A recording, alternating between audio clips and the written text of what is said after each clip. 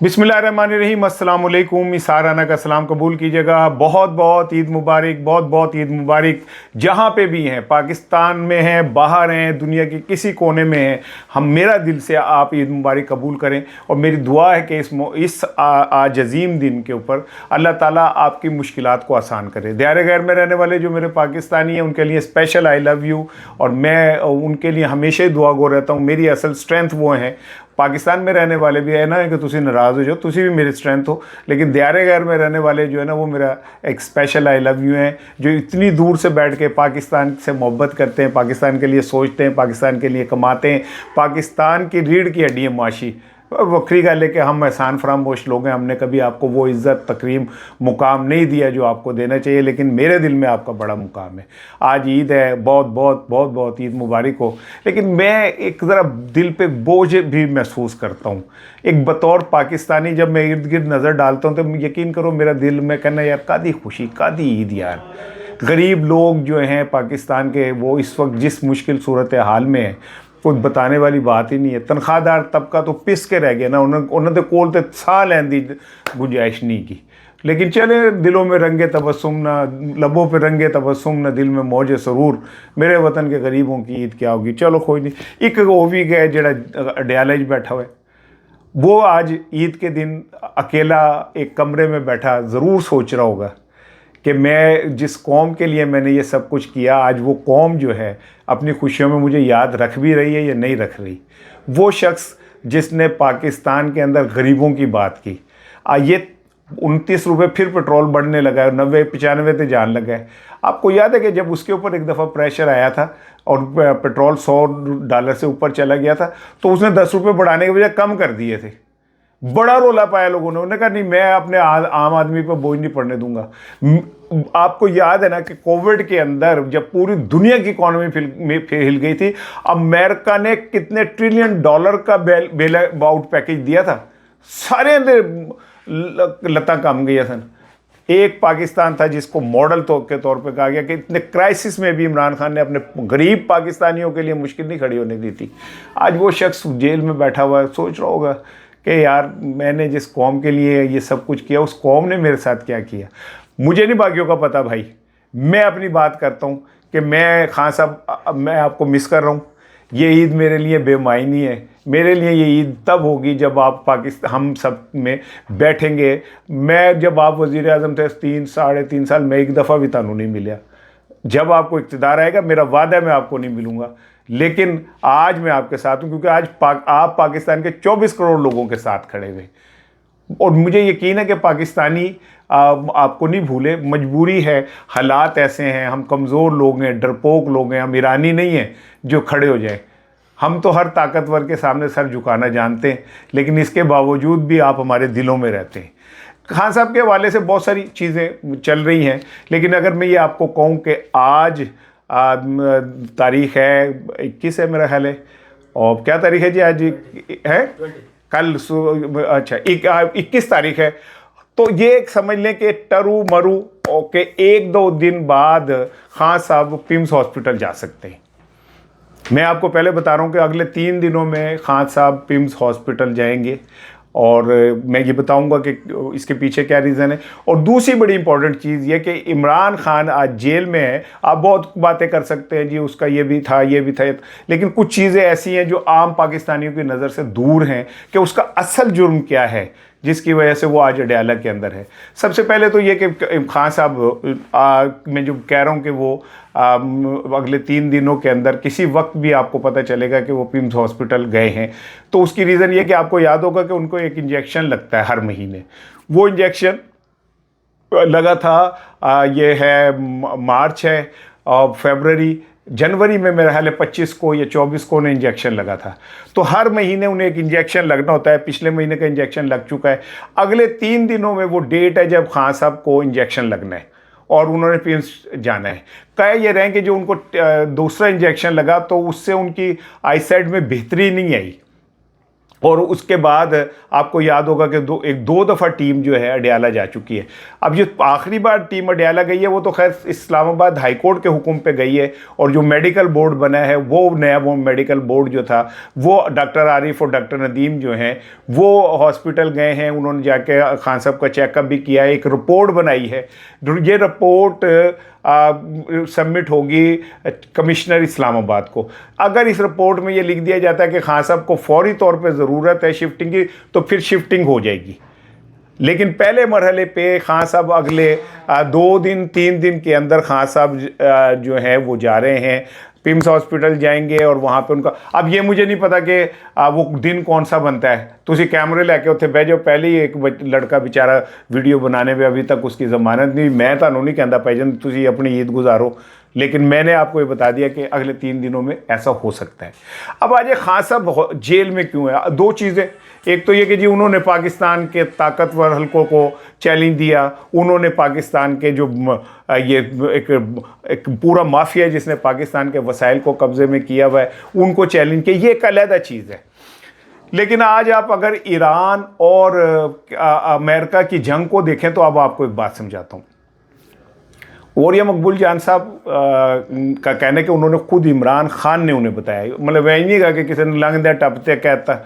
औरिया मकबूल जान साहब का ये ऑन रिकॉर्ड मौजूद है। वो कहते हैं कि मेरी खान साहब से बात हुई तो खान साहब ने मुझे कहा कि मेरी जब प्रिंस मोहम्मद बिन सलमान से मुलाकात हुई और मैंने उन्हें कहा तो उन्होंने कहा कि जी ईरान ने देखो ना क्या हाल किया हुआ है, हमें उनसे खौफ है, खलीज की रियासतों को खौफ है कि ईरान हम पे कभी भी हमला कर सकता है। तो खान साहब ने उन्हें कहा कि तो ये आप मामला हल क्यों नहीं कर लेते? तो शहजादा सलमान ने कहा, मोहम्मद बिन सलमान ने, कि ये हल कैसे हो सकते? ईरान के साथ जनाब अली हमारा जो एक नज़रियाती इख्तिलाफ है, ये मामला हल नहीं हो सकते। इमरान खान ने कहा मैं हल कराऊंगा। और कहते हैं कि इमरान खान सऊदी अरब से वापसी के बाद ईरान गए। ईरान जाके उन्होंने वहाँ पे आयतुल्ला साहब से मुलाकात की, शहीद साहब से।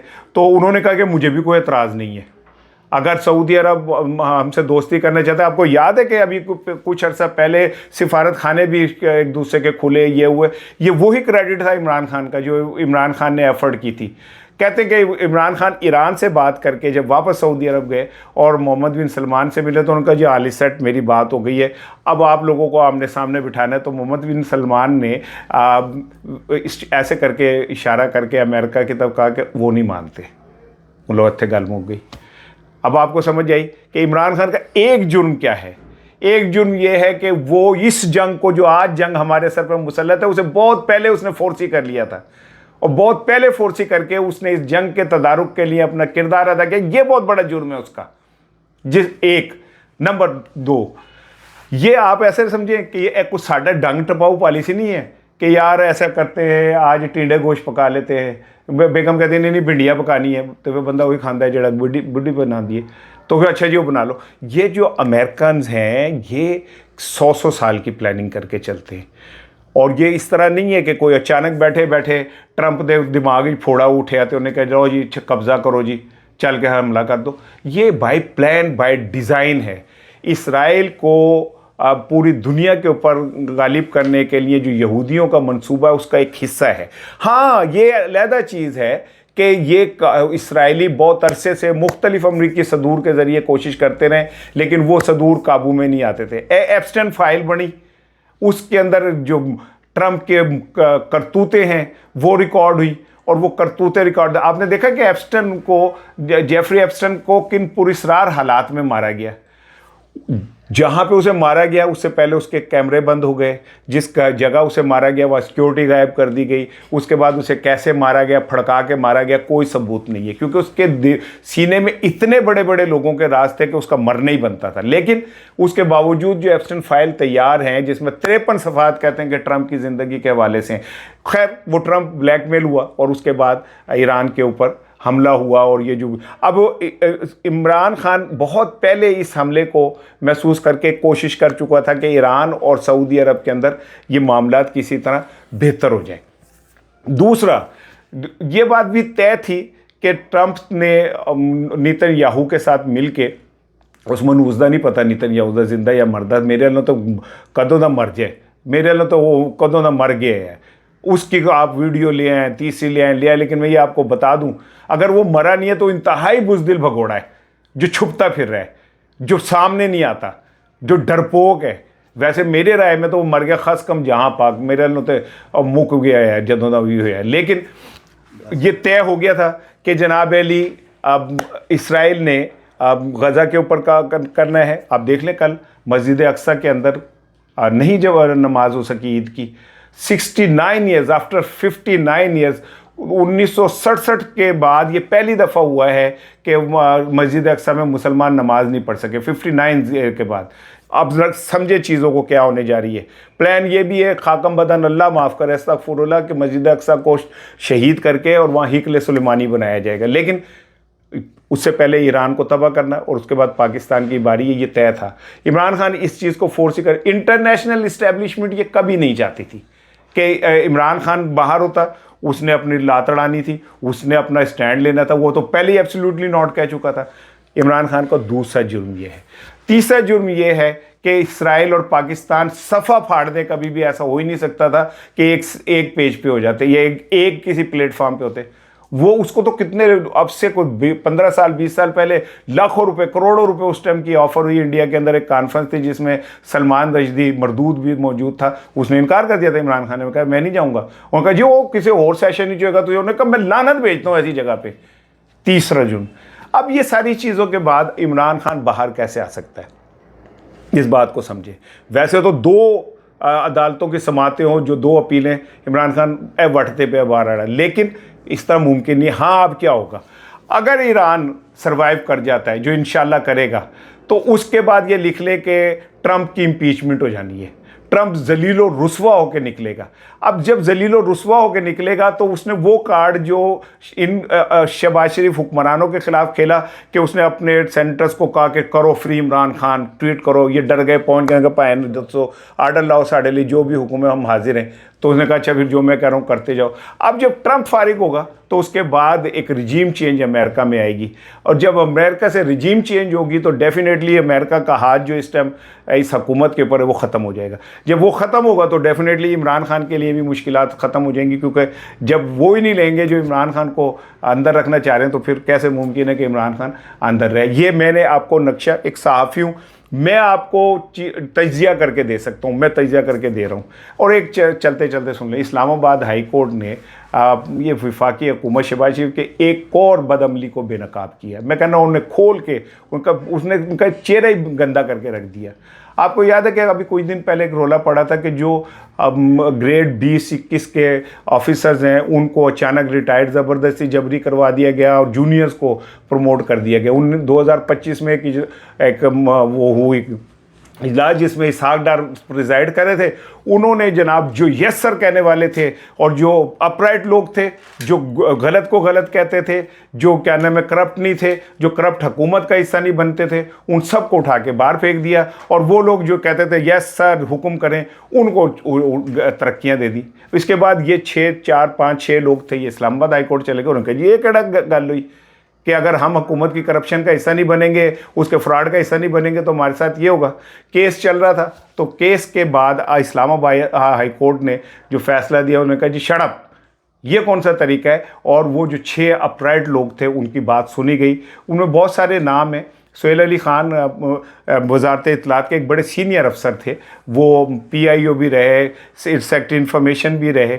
1 रुपया करप्शन का उस बंदे पे नहीं है, लेकिन उसका जुर्म ये है कि वो इन लोगों के साथ नहीं मिल सका, वो इन लोगों के गलत को गलत नहीं कह सका। लेकिन बहरहाल हमेशा मेरा यकीन है कि फ़तह जो होती है वो हक़ की होती है, सच की होती है, और उन 6 अफसरों का इकबाल अल्लाह ने बुलंद किया है। अब देखते हैं आगे क्या होता है। अपना ख्याल रखिए, ईद की खुशियों में गरीबों को शरीक करें, अपने साथियों को शरीक करें। ये ईद ये नहीं है कि तुसी की पाए है तो तुसी की खादा है, ये है कि आपने साथ वालों को क्या खुशी दी, साथ वालों के चेहरे पे मुस्कुराहट दी या नहीं दी। मैंने देखो, मैं तो भाईजान आया हुई पा के फिरन दिया। मेरे लिए तो ईद है कि मैंने आपसे बात कर ली, मेरे लिए तो ईद है कि मैंने अपने दिल की बात कर ली, वो मैंने आपसे कर लिया। आई लव यू, अस्सलाम वालेकुम।